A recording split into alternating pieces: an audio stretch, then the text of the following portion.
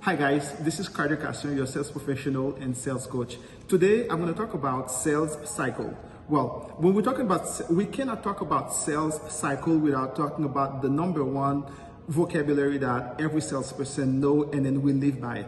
We call it lead, okay? So when we're talking about lead, we have a cold lead, we have warm lead, we have hot lead, okay? So a cold lead is when a salesperson just think about a company, he think about a person, he think about and then receives a phone number, but doesn't know exactly where to start, doesn't know exactly who the prospect is. So the only information is to make sure that he is going to look for some sort of information. When we're talking about a warm lead, it's pretty different. So this is mostly come from a referral. Sometimes you have provided an amazing service to a customer, and then they have decided to give you the phone number and the name of a prospect or a person. So this is considered to be a warm lead because you already have some information about that person, but you're still gonna have to do some research on that person before you can book an appointment with him.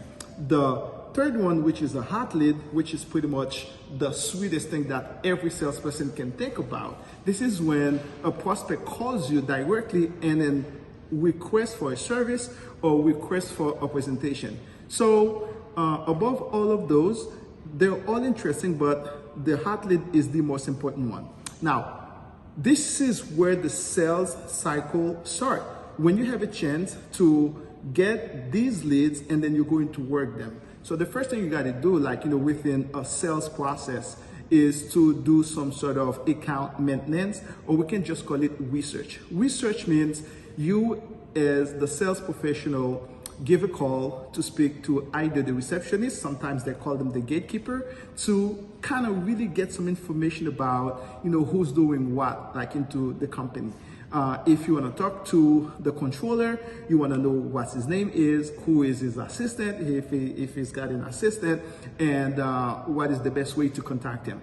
So once you get this information, you're going to start right now trying to give a call to book an appointment.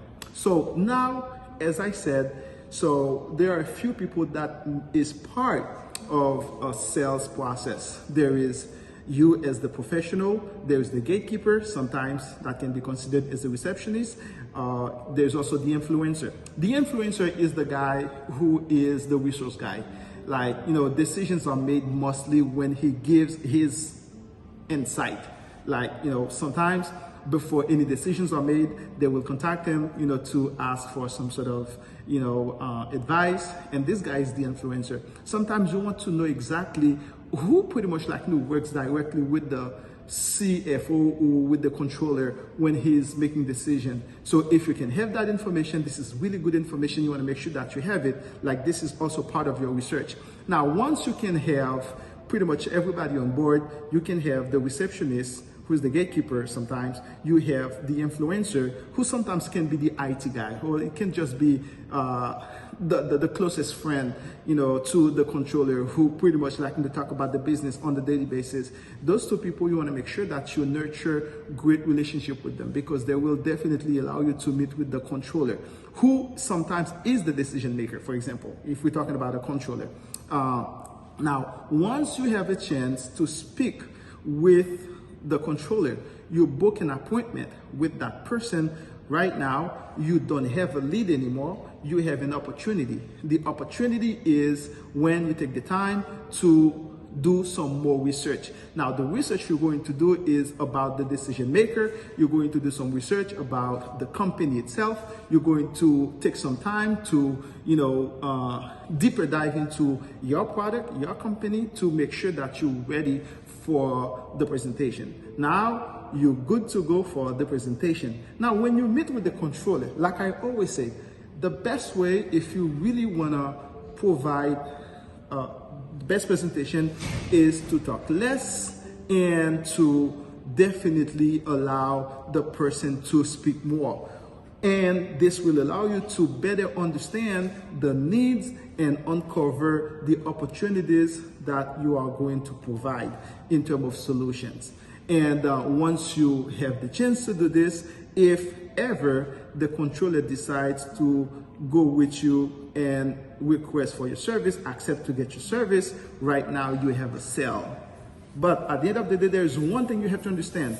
It's easier to make a sale and it's harder to keep a sale. This is why after making a sale, your job is to maintain outstanding relationship with this client, because once you make a sale, this is no more an opportunity. Now it's converted into a client. And once you convert the controller into a client, your best job right now, the hardest job starts, which is keeping that client for the next 10 years. Well, this is what a sales process is. It's not difficult. It's first and foremost, develop relationship, do prospection, get to know exactly what type of lead you have, and then create opportunities, do presentation, and then get the sale in order to convert that person into a client and keep it.